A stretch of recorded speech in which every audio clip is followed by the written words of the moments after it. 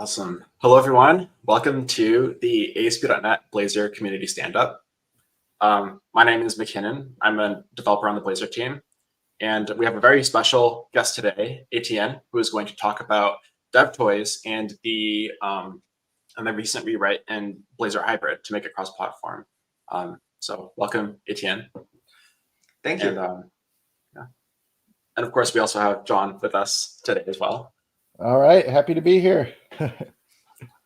Cool. So yeah, before we jump into the main topic of the stream, I'm going to go over what we call community links, which are a way to showcase some activity happening in the Blazor community. So let's start by getting my screen up. There we go. Cool. So let's take a look at these. So the first one we have is a Mud Blazor theme creator, and I think I saw this one on Reddit or something. It looked really interesting, but basically what it lets you do is design Mud Blazor themes and export them and use them in your app. So they actually have a demo here, right on the GitHub README, and you can change between light mode and dark mode, and you can edit all the various colors in Mud Blazor. So for example, we can edit this primary color here. I can change it to a nice sort of teal color, and you can see as I'm doing that. Well, actually, that's for the light theme. Maybe I should edit the dark theme color. So we'll go to dark and do the same thing. You can see the primary button is changing color. You can do this for all different components and colors in the app. And as you're making changes, you can scroll through and see how different UI elements would look.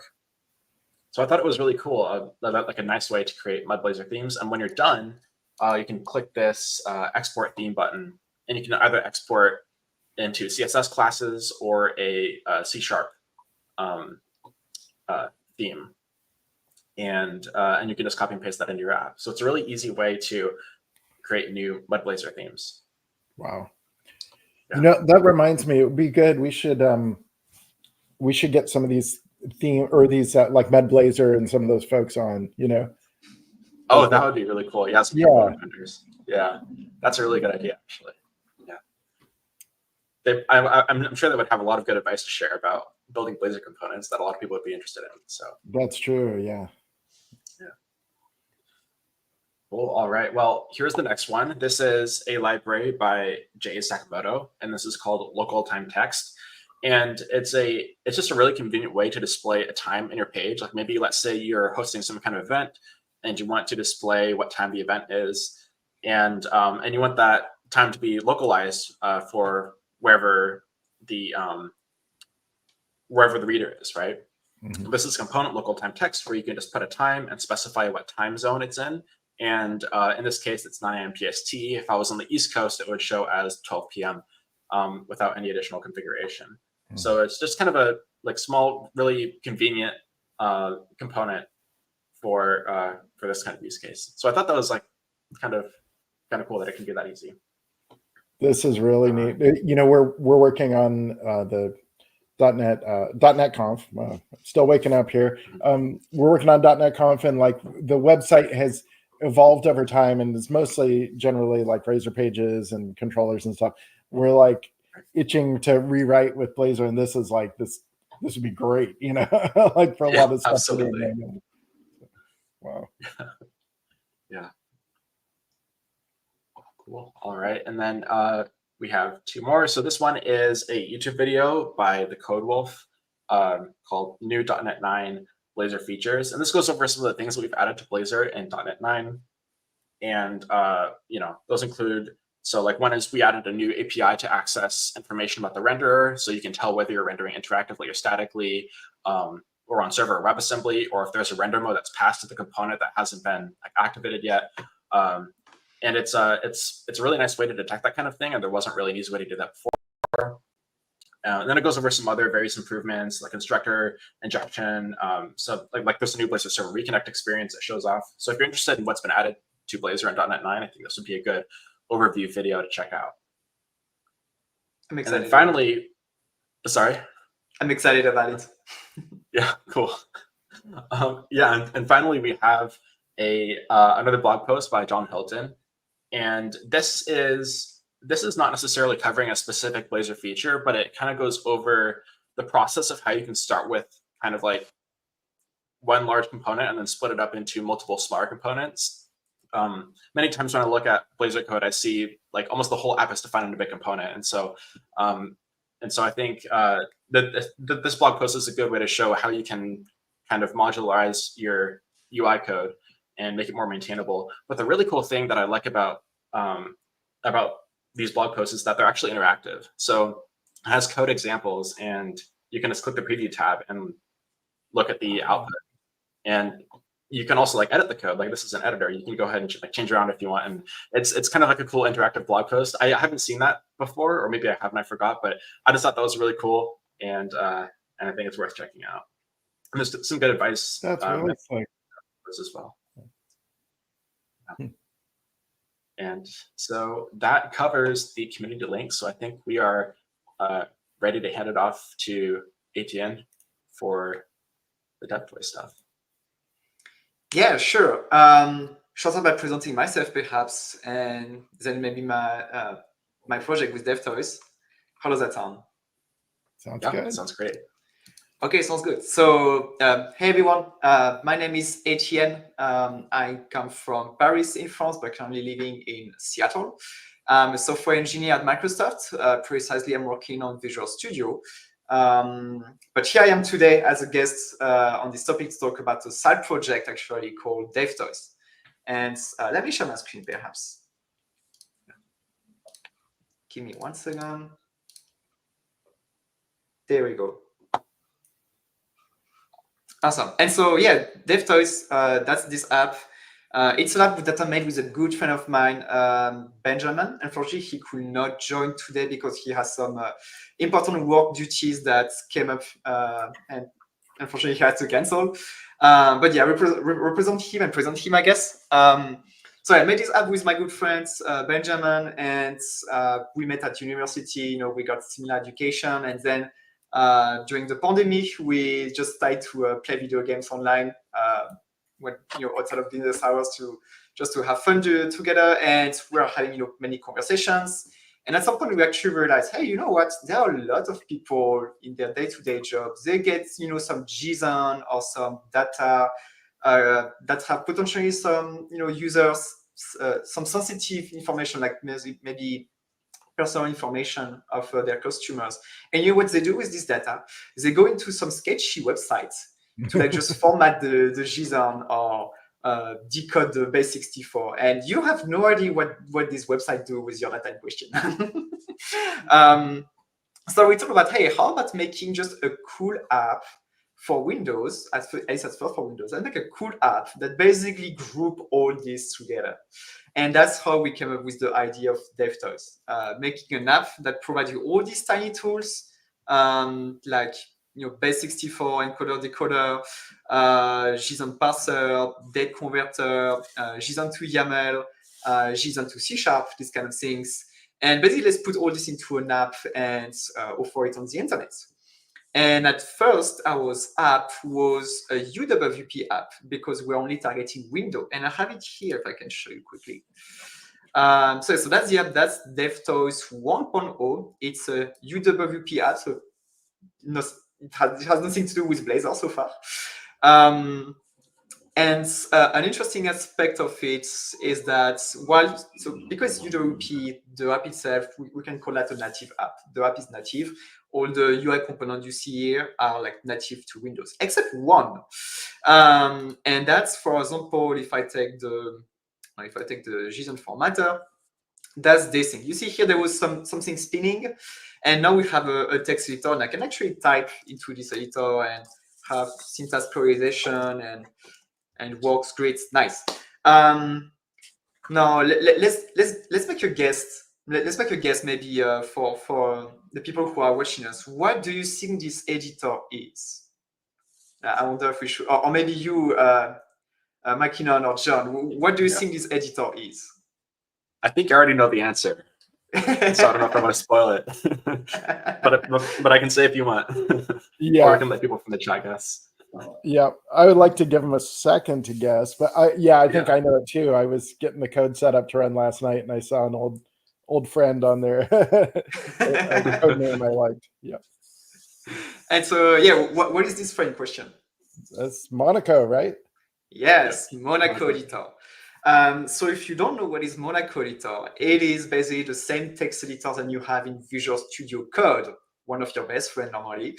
And so yeah, so there are some, like, if I tell you, hey, you have a piece of Visual Studio Code running into DevToys, I can show, for example, if I press F1, you get the same type of command palette that you have in Visual Studio Code. Same thing if I press Control F, you have the same type of search box that appear here. And yeah, so we use Monaco editor, which I have it on the website here. So Monaco editor is a component made by Microsoft. It's a web-based code editor, and it powers Visual Studio Code, as I already said. It is free and open source. And kind of the reason why we use that is that we needed a code editor. Even if, with DevToys, generally we just paste maybe your unformatted JSON and get it formatted. We still need to be able to display the correlation syntax, and we still need to be able to type some stuff inside, right? The thing that if we're spending some time at doing this ourselves, it would just take way too long, way too much energy for just my friend and I in our spare time, right? For UWP specifically, there were some code editor like this that we could use, but they're paid. I think if I remember well, there is one called Sync Function that has a code editor for UWP, but it's behind a paywall, if I remember. And again, we're doing this in our spare time. It is a free and open source app. We are not making any money with it, so I don't see the point of spending a lot of money on that. So therefore, we end up with using Monaco editor. But because it's a web-based tool, the editor has to run into a web view, right? And therefore, that's potentially the only part that is not native in DevToys, at least in DevToys 1.0. Now, the reason why I'm talking about all this is that that will have a certain impact and importance for DevToys 2.0. And the thing is that when we released DevToys, that was in January 2022, when we released DevToys 1.0 to the public. We actually quickly got a bunch of attraction on it because we have now about 350,000 acquisition on this app. And about 42,000 monthly customers. So pretty happy of that. But the thing that on GitHub, one of the very first tickets that we got was, hey, can you make this cross-platform? Can you make it on Mac and Linux? Because we like your app. And I'm like, why not? And here we open a door full of challenges. Wow. Yeah. So UWP, of course, XAML, Windows only, right? So yes. So Windows only. So make it cross-platform. Why not? But therefore, we will likely have to rewrite the app from scratch. And so then, early in 2023, we finally, after iterating on DevToys 1.0, we finally decided to look into 2.0 and make it therefore cross-platform. There were a few things that we identified that would be important for us. We noticed that, okay, customers really like this editor. We could change it, but we want to get something really kind of as good as that. So Monaco editor was one of the requirements we had for DevToys 2.0. We wanted to keep this. Of course, cross-platform, so it needs to run on Windows, Mac, and Linux at least. In our case, because it's a dev app, we don't care of Android and iOS. At most, perhaps potentially there would have been iPadOS, but I don't know who actually use iPadOS to develop on it. Maybe there is, John, do you have something to say? Do you have some stats about this? Well, no, but that is interesting, right? I mean, once you go cross-platform, how big is cross-platform, right? And yes, and like you said, iPad is people are using iPads for things, and yeah. So yeah, and so Monaco editor would be a requirement. We also had the kind of issues that one of the goals of our app was to be offline by default, to respect your privacy. So that was a key part of like, hey, why using our app instead of using this sketchy website in question I was talking about?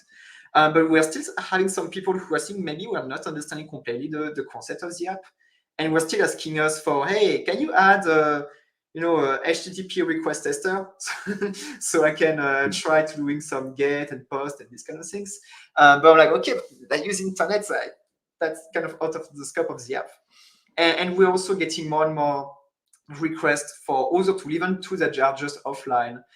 And just we're getting more requests of tools and what we could handle by ourselves. And so we were getting more and more demands, and we're able to ship not as much. So one of the ideas we had was to try to make the app extensible. So what I mean by extensible is creating a SDK and allow people to create a plugin for DevToys that allows basically allows them to create their own tool.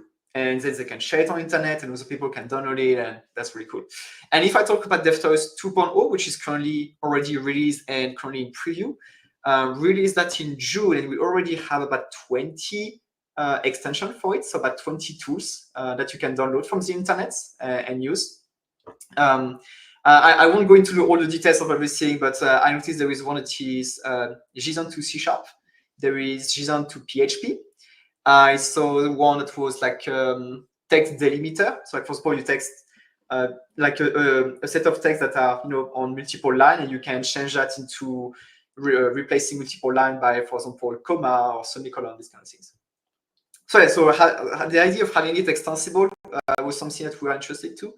And that's something for which was not necessarily possible with UWP, because UWP, it's not .NET.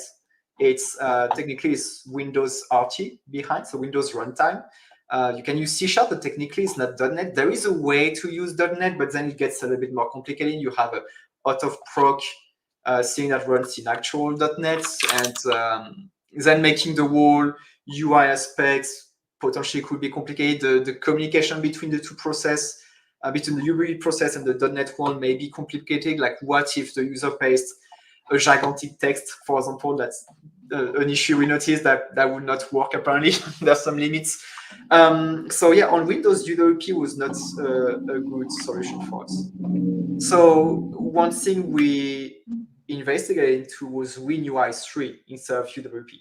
And WinUI 3 is actually actual .NET.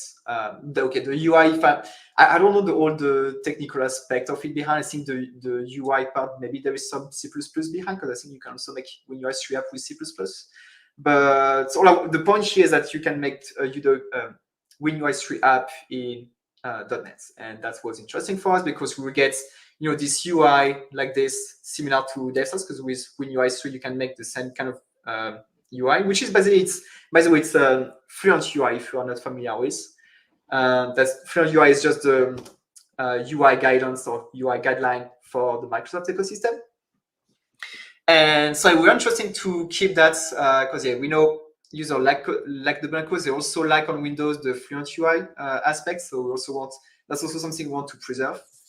And so these were basically our requirements. And therefore we look into WinUI 3 and then how to make an app cross-platform using WinUI 3. There are multiple options. You have .NET MAUI, which works great for Windows, Android, iOS, using Mac Catalyst. But if you're familiar already with .NET MAUI, there is no Linux support at all. So that was kind of not an option we could go by default for us anyway, unfortunately. And so therefore, an alternative we had was Uno platform. And if you're not familiar, are you folks familiar with Uno platform already? Yeah, I'm familiar with it. Yeah. Okay, so Uno platform is a framework made by a company, I think, called Uno, or perhaps Uno platform itself. And by the way, I'm saying hi and thank them if you are watching this live, because they've been very helpful at the beginning of our development on DevToys 2.0, because they actually really supported us with that.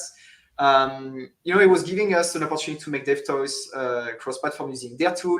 And admittedly, on their side, I was giving them the opportunity maybe to advertise the product, which we are not against, so we are fine with that. And so Uno platform, it's similar to .NET MAUI in the manner that it also uses XAML. It also uses, as much as possible, some native components for the UI. So it also relies on WinUI 3 on Windows. And Uno platform works on Linux, and which is really great for us. So they really helped us at the beginning, and that was really great. Now, unfortunately, we discovered some issues that were not tied to Uno platform, but Uno platform had dependencies on the thing that were causing us issues actually. And so I will start with one, is the web view in WinUI 3. So as I said, with DevToys 1.0, we have this molecular editor, which requires therefore a web view. So same thing in WinUI 3, we need a web view. And as you can see, here we have some fancy Fluent UI, and I don't know if you can see it well on the live, but basically behind that there is a bluish color, and that's called the Mica effect, and that's something that is enabled through. I will minimize all this. That's something that is enabled through my wallpaper. My wallpaper here is bluish. And basically, the idea of the Mica effect is to sort of bleed your wallpaper through the window that is in the foreground. So I don't know if you can see, but as I'm moving the window, you can see that the more vivid blue that there is here is more visible onto the window. And if I go in the corner left or corner right here, you can see here is getting darker. And if you look at the Monaco editor here, you can see that we actually have this color also bleeding there. And the reason why is that this web view is transparent. Maybe the whole window is actually the whole UI of the window is kind of semi-transparent. And we also apply this semi-transparency to the web view here. Now, the reason why this is important is in WinUI 3, the web view 2, unfortunately, does not support transparency. It's actually somewhere officially explained here. Yeah, transparency.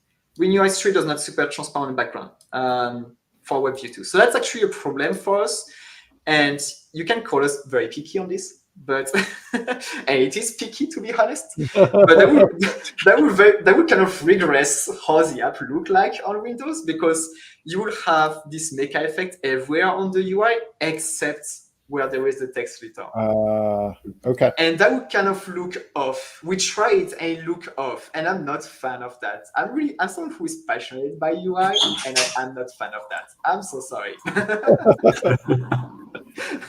So that was interesting. You've got a long blog post kind of explaining the journey through this. And as I read it, in the back of my mind, I was partly thinking like, well, kind of any of these options sort of would have worked.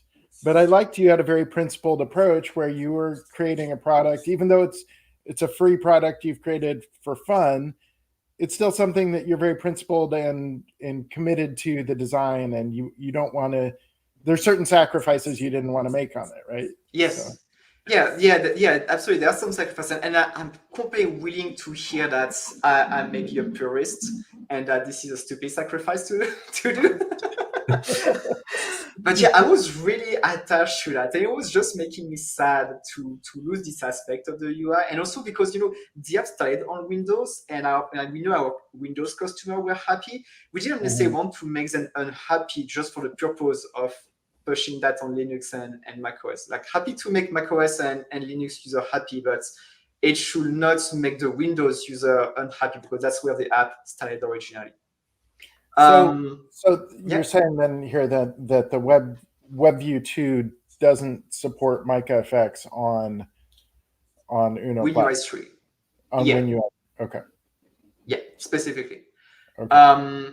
But all this in the end, this was just a detail. That was not a blocking issue in the end, right? It's just a detail, cosmetic aspect that we were attached to. But in the end, we could have worked around that. But then there was a bigger problem, and that was on Mac. So you see, Uno platform realized, at least at that time, early 2023, on macOS, he was relying on Mac Catalyst. Are you folks familiar with Mac Catalyst? I would say, is if I have to compare it with the Microsoft ecosystem, it's basically similar to UWP in the manner that you can make an app that works on all the Apple ecosystem platforms, so macOS, but also iPadOS and iPhone. While UWP was similar in this manner, where you can make a UWP app that runs for Windows, Xbox, HoloLens, Windows for IoT, Windows Phone when it was existing, this kind of things. So it's kind of similar things. Now, the thing is that therefore I was saying Uno platform relies on Mac Catalyst for the app. And unfortunately, there is, since 2022 at least that's when it got reported, there is a bug with the web view that we have in Mac Catalyst. And that doesn't just impact Uno platform, it also impacts dotnet MAUI, that also relies on Mac Catalyst. But you know what? It also impacts apps that are made in Swift. So like, just purely native Mac Catalyst app is also suffer from this problem. And the bug in question is that basically the web view on Mac with ARM64, so basically all the M1, M2, M3 processors from Apple, it does not support keyboard inputs into the web view, which is a big problem when you want to have a code editor and you want to be able to type, right? If you cannot have keyboard there, that's kind of a big problem. It's kind of a blocker. Yeah, it's kind of a blocker. So that's actually a blocking issue for us. That's not even a question of cosmetic. That's just blocking. We just cannot do anything with that. And yeah, unfortunately, as I'm speaking, in 2024, this issue still exists and still not fixed, unfortunately. So kind of unfortunate. So therefore, we have to work around by finding a way to have the app on macOS, but that is not Mac Catalyst. And for this, we have a solution. We can use the .NET workload, .NET-macOS when you create a C# project, which give us access to the, if I'm not saying anything wrong, it's the AppKit API. So like a traditional macOS app instead of UIKit, which is more Mac Catalyst. And so that's something we started to use, but then we realized, okay, what about we may have an app that runs on Windows, we may have an app that runs on Mac, maybe with the web view that works, but what about Linux? And also what about reusing the UI? Because again, we're doing this in our spare time. It would be nice if we didn't have to recode the UI for each specific platform.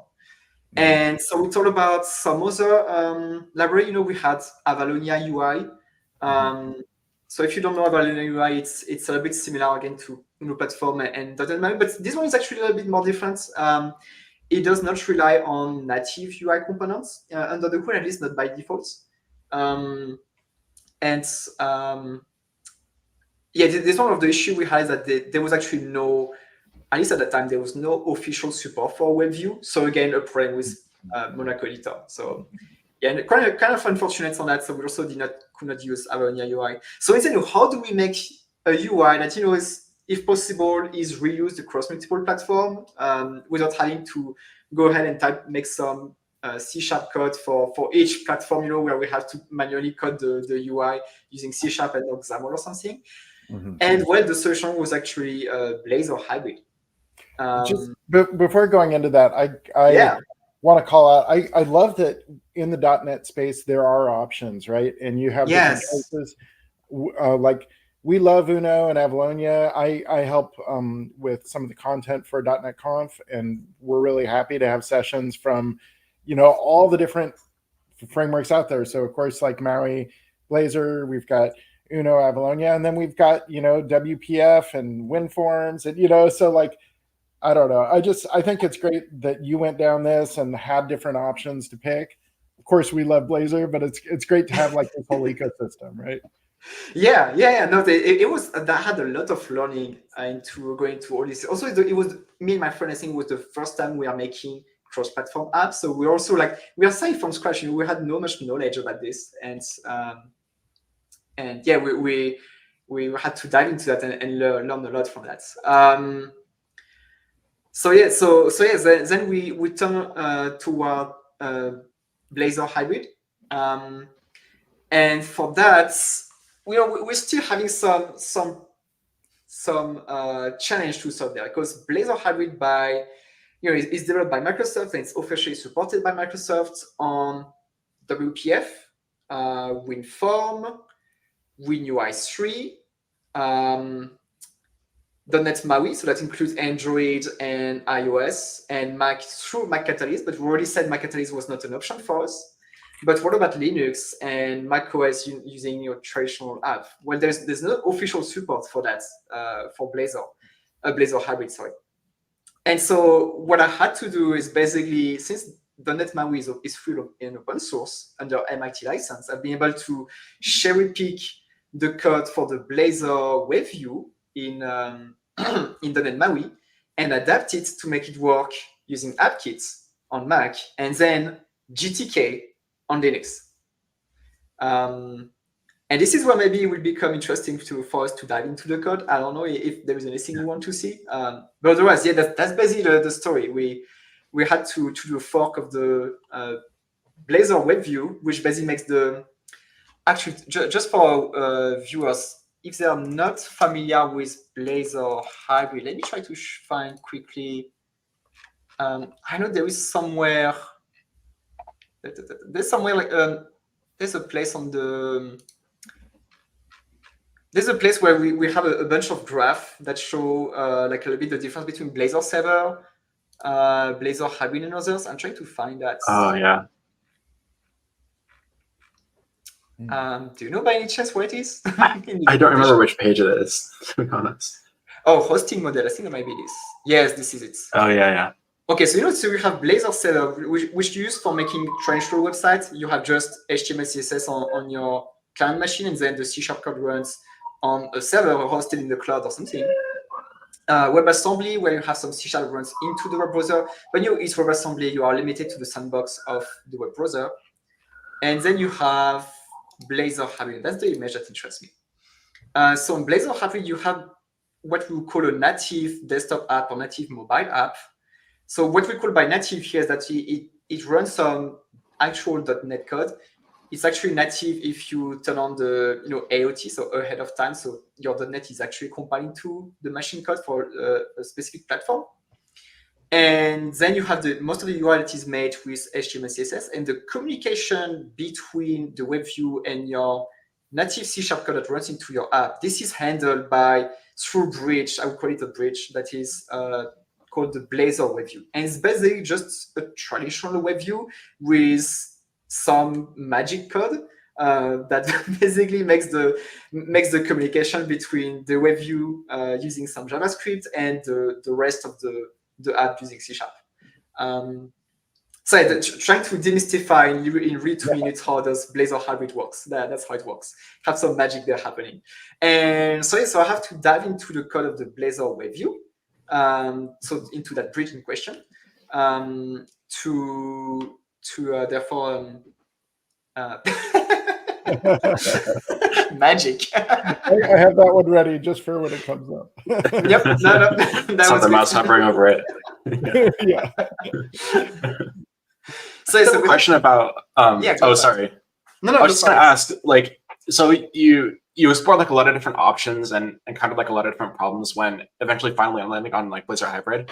How long did that whole process of exploring these different paths and then finally making your final decision, how long did that take? Was that a significant amount of work, or did you hit these problems pretty quickly? 4 months. 4 months. Wow. Okay. Yes. Well, keep in mind that we are doing this in our spare time, during weekend, during evening. It's not our day-to-day job. So if it was our day-to-day job, I would expect we would have spent less time on that. Yeah, for sure. But yeah, because we are only 2 people, we are exploring, learning, and because we are doing this in our spare time, it took basically 4 months until we found out, okay, let's try Blazor Hybrid. So basically 4 months to study Uno platform, dotnet MAUI, Avalonia, and other things. We also look at UWP, how to make UWP extensible, to have extensions working. Then we try WinUI 3, all these things. Yeah, it took a whole 4 months to explore all this in depth. So yeah, and then perhaps before diving into the code, I can show you what DevToys 2.0 look like in the end. So we have DevToys 1.0 here on the left. And now we have, going on the other screen, DevToys 2.0 here. So it looks extremely similar. You find again that Fluent UI.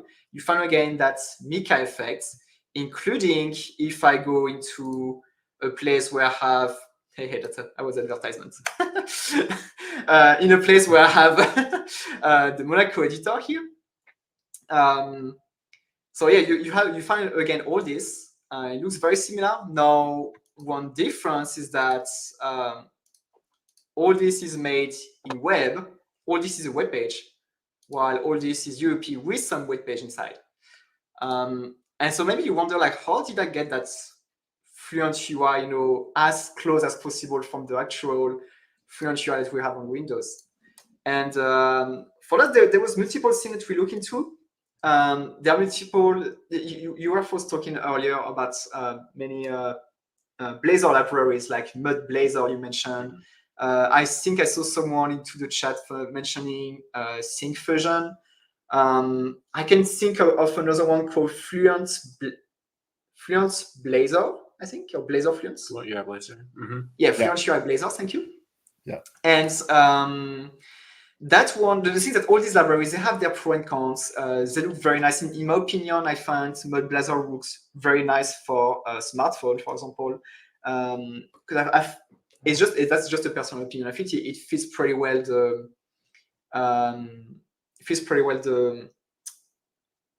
material design of Google.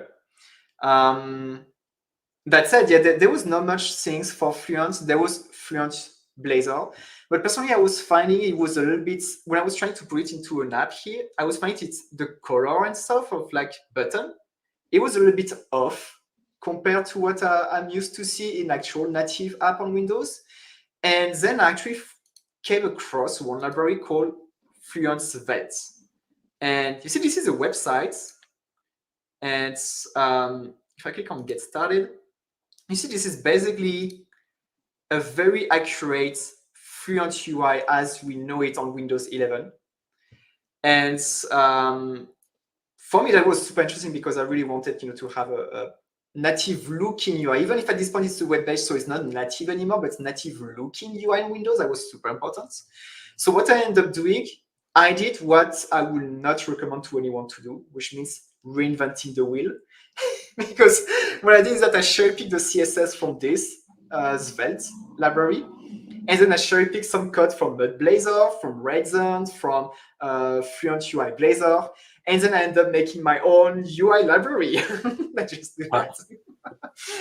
Now, I'm a little curious because we've had the Fluent UI for Blazor folks on, and at a high level, it would seem like that does what you need to do, right? Because it kind of creates Blazor components that wrap the Fluent UI design language. It does most of it. If I made, at least, I don't know exactly how it is today, but when I tried back in early 2023, so that was more than a year ago, almost 2 years ago now, actually. When we tried at that time, maybe it changed since then, but at that time, the button like this or checkbox like this, I can tell, yes, they look Fluent, but there was something a little bit off when I was putting into an app here with the Mecha effect, and that I was putting, side by side the DevToys 1.0 and 2.0. There was something off about the colors. I think it was mainly the colors and some proportion, maybe some animation also that were somewhat missing. And I was personally finding that Fluent Svelte was more consistent with the actual Fluent UI that we have on Windows. And Fluent UI, if I tap Fluent UI here and I go on to the spec, you find Fluent UI, for Windows, even for iOS, for web. And I think that maybe into the style, there may be a few differences based on which platform you select. And maybe that's where Fluent UI Blazor differs. And maybe that's where, I suspect, maybe, tell me if I'm wrong, maybe Fluent Blazor is more made for web purpose, maybe websites, rather than desktop app. While, again, Fluent Svelte, their goal of this library was really to copy paste the exact same UI that we have on Windows. And that was something that was important for us. Yeah. Does that make more sense? Yeah, that explains it. Thank you. Makes sense, yeah. Yeah. So yeah, what can we do now? So should we jump into some code? I'm happy to show maybe how the DevToys is extensible, because like all these tools that you see now in DevToys 2.0, all these are actually powered by extensions. I'm happy to dive into how the Blazor review works on Linux and on Mac OS, therefore, which doesn't use dotnet MAUI. A bit whatever you want, I guess. If you have preference, or if the audience has any preference. Yeah, it'd be cool to fit all of that in, but I guess we only have like 15 minutes left. So okay. I think it'd be interesting to go over, because like you created like a custom implementation of Blazor WebView for Linux. Do you want to talk a little bit about that? Yeah, sure, absolutely. So for this, actually, let me close my DevToys Windows solution. And let me open the DevToys Linux. So I'm currently not on Linux, so it's possible I will have a lot of red in Visual Studio because maybe it will miss some things, but that it's okay. Yeah, try to reload. Yes, it worked. Okay, so on Linux, the Linux app is using GearCore, which is a GTK library made for .NET. There are many GTK library. I heard of GTK Sharp, but somehow I was having trouble with making the WebView working there. And somehow I found GearCore GTK was, at least for me, I found it was easier to use and it was smoother to work with.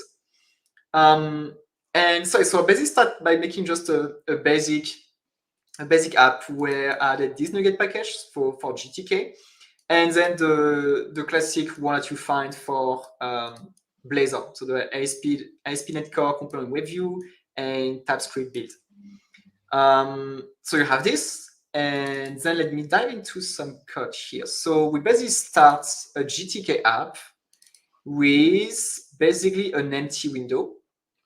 And inside of this window, we'll simply add into the window that Blazor WebView that I made. So you get just a GTK window here. And instead of that, add a child, and that's just the Blazor WebView. And there is basically nothing else into that, no other UI. And so that Blazor WebView now, if I dive into that, this one. So most of the code here is a fork from .NET MAUI, and there is very little adaptation on my side. I mean, of course, I had to adapt a few things, but there's actually not much to do. The thing is that on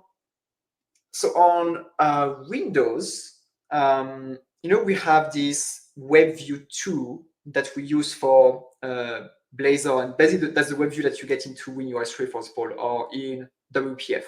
This WebView 2 is the same WebView that we have in Microsoft Edge, which is based or forked from Chromium, if I'm not mistaken. While on macOS, they actually, what you have on your iPhone and on macOS in general, the reusable WebView, it's actually WebKit, and that's what we have in Safari also. It's WebKit in Safari. And so on Linux, I think on a lot of distributions, by default, you end up with Mozilla Firefox, which also use WebKit, which means that you also have WebKit installed on the operating system on most of Linux distribution. So it was just easier for us to do the fork from .NET MAUI, which we could see on Mac Catalyst use WebKit and have something specific to WebKit, and just take that and adapt it to Linux, which also relies on WebKit, therefore, which would probably make it easier for us. And so into that WebView, there are many components. Like, I will try to dive into that. I know time is running out soonish. But yeah, instead of that, the magic that we were showing to earlier, that John, you were showing with that fancy GIF like this, part of the magic is made with this script that we inject when the WebView loads. And that script, I'm not necessarily, I'm not a super good developer. Don't have a lot of knowledge about TypeScript, I mean. But the idea here is that we basically add a bunch of function that basically try to make the communication between like when we receive message and when we send message back. So between the web view and the native app itself. And then so this message that we just sent to the web view, for example, that we receive from it, will then later handle them into somewhere into this code, where basically we try here to register to receive message from the web view. And so when we, for example, like this way, for example, we could imagine that we receive a message from the web view that says, hey, I click somewhere and now I want to point to something that is into my .NET app. And then here we basically register that using the Blazor NuGet package, which, to be familiar, I'm not super familiar with. I did not dive much into that NuGet package. So I don't know exactly how does the message is handled exactly afterward to write into the whatever C# method I have. There's probably more magic there behind. But yeah, we basically register that, and then we succeed to end up calling whatever method I have in C# code to do whatever business logic I had from the UI, and then back and forth pushing something to the UI to ask the UI to react in a certain manner. Does that make sense? Wow. That's cool. Yeah, it makes sense.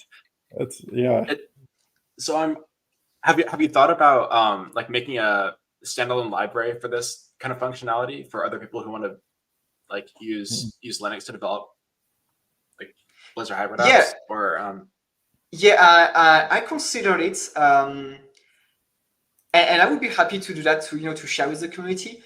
I will be honest, there are a few bugs on Linux specifically that I currently have, where basically you will start the app and that it's possibly a race condition somewhere, because kind of randomly Blazor will fail to load on Linux. So it's not exactly stable, but for sure I could try to make, I kind of want to have it more stable before doing it. At the same time, of course, I argue that I could use the help of the community to help with this. But yeah, for sure, I could consider making this a library so it's reusable on Linux too, and maybe on macOS, using AppKit and not UIKit. That's another possibility.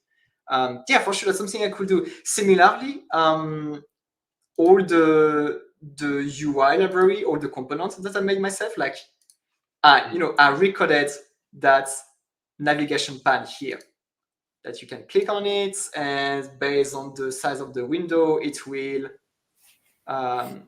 collapse automatically in different manner, and you can click on it and it goes there. And yeah, all this, that's a complex component I had to write from scratch because I did not find it already made by not Blazor or something. I mean, they have some similar components, but it's not as consistent with the one that we had in Europe. And so I had to record all this. Technically, it's open source. You can already go there and use it, but it's not a standalone library. That's something I could potentially try to do at some point. But yeah, I guess I'm not there yet. Right now, DevToys 2.0 is still a preview. It's still beta. We still have some bugs to fix. Maybe once it's stabilized and that I handle all the backlog of issues I have currently drowning into on GitHub. Maybe once I'm better on this place, maybe that will be my next side project, making this a standalone API. Wow. Okay.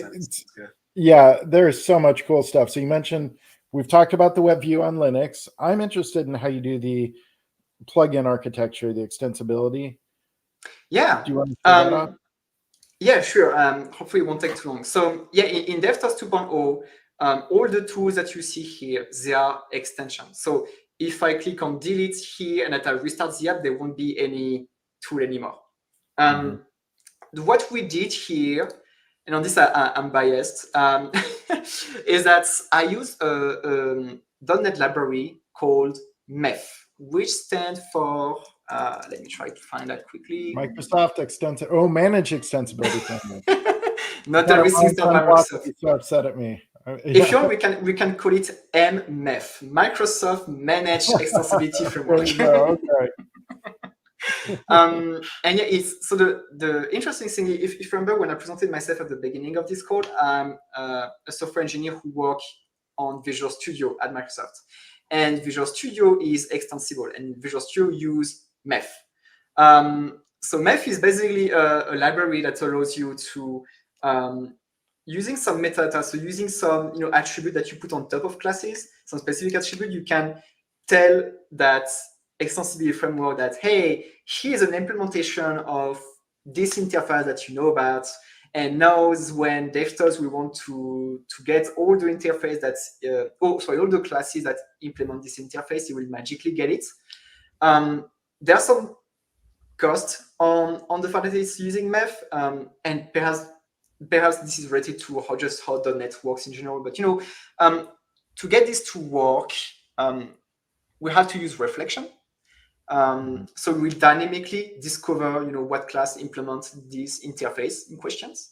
And because of that, we basically cannot use AOT, so ahead of time compilation, which means that DevToys 2.0 is a little bit slower on startup than an app that we have been compiled with AOT because of this whole extensibility aspect. Now, the way it works is that therefore we had to make our own SDK. And that SDK in question is basically here. It's just a DLL that you can download through a NuGet package. And I guess an interesting aspect of it is how UI is made. Let me try to find an easy tool that doesn't have a very complex UI here. Maybe that's JSON formatter. So the way it works to get all this UI working, we basically make an API that is UI framework independent. So if tomorrow we want to abandon Blazor WebView and that we want to go back to something more native, for example, that doesn't use web, we can without breaking the extensions. Because we made UI API here that doesn't have any knowledge of any UI framework. So here, for example, I have an interface for a button. So a simple button that you may have here or there, for example. And in this button, we have a bunch of properties, like what's the text, what should happen when we click on the button, these kind of things. And then we just have a set of methods that people can call to define this text, define what happened on click, etc., etc. And this is very inspired from the way Flutter works, where basically in Flutter, if I'm not wrong, you can chain a bunch of methods to create your UI. That's basically how you do that in DevToys. So if I take now one of my extensions, which is DevToys.tools, which basically are all the default tools that we have. If I dive into formatter and JSON, and I take the UI one, so here first I have some attribute at the top that basically define all the metadata of the tool in question. So for example, what is the icon of the tool? So the thing that we see here. Actually, let me put this side by side, that would be easier. There we go. There we go. So here I have the icon that is defined. I have the title and description. So the title, for example, is displayed here. I have also some custom search keywords. So for example, if I click on search and I search something that I'm not typing JSON, but typing something else that may sound like JSON, it may find it potentially. And then regarding the UI, so saying this is inspired by Flutter. The UI looks like this. So here, basically, I'm defining a grid which has, I think, 2 rows, 1 row at the top here and 1 row at the bottom there. And then 2 columns. You see there is 1 column here and 1 column there. That's probably this. And then into the first cell at the top one, for example, I'm putting a stack. So just like a stack panel, if you're familiar with XAML, just a stack panel that is vertical. And so therefore, all the things that we put inside will be displayed, one below the other. The first one is a label, which says configuration. That's what you have here.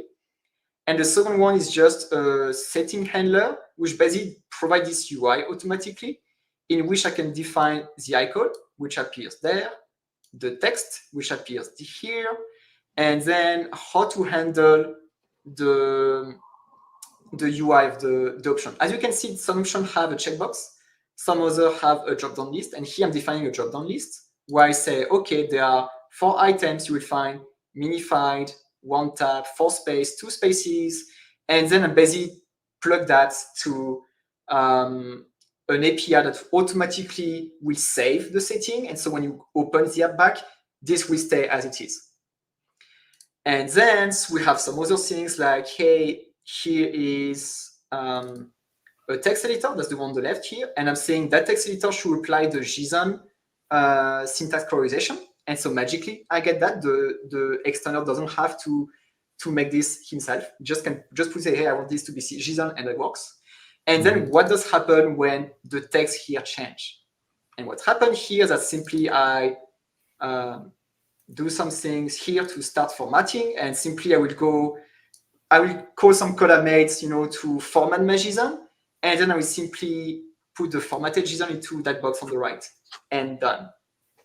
And that's how, as an extender, you can make an extension for that. We have a whole documentation. You can go on devtoys.app/documentation, and you have some step-by-step guidance on how to set up your machine for Windows, Mac, Linux, how to create an extension, how to debug it. Cool thing about this is that you can just come here and press F5, and it works. It will deploy the extension magically, and it will run to DevToys, whether you are on Windows, Mac, Linux, whether you use Visual Studio or Visual Studio Code or Rider, it works. Nice. This is amazing. Wow.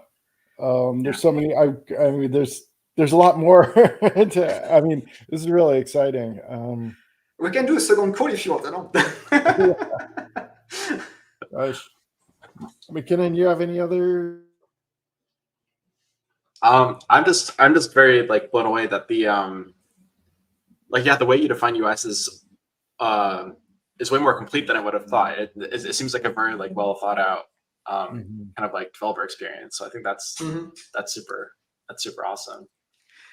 Well, while for sure, while working as an engineer on Visual Studio, even if I make sure not to steal any internal stuff to make this app, for sure that my own experience with my amazing team made me growing and learning about, okay, how can we make extensibility easy? How can we make a UI works cross-platform? What if we just suffer so much with trying to make this UI, with Avalonia, with Uno platform, and now with Blazor? What if we have the opportunity to come back to something more native in the future? And does doing this means having to break all the super extension we may have? And that's why we basically came up with all this architecture to try to make it not UI dependent and as reusable as possible. Yeah, that's a great idea. Wow. Oh gosh. Cool. Yeah. I'm having so many ideas too as I'm watching, thinking about, for instance, you've got the regex thing, and can you do I'm lately also looking at code generators and stuff, and turning on recommending the newest features, and I've been in the past pasting my code into the sketchy websites you've been talking about, it's having a full native .NET tool that can do this is even better, Yeah, for sure.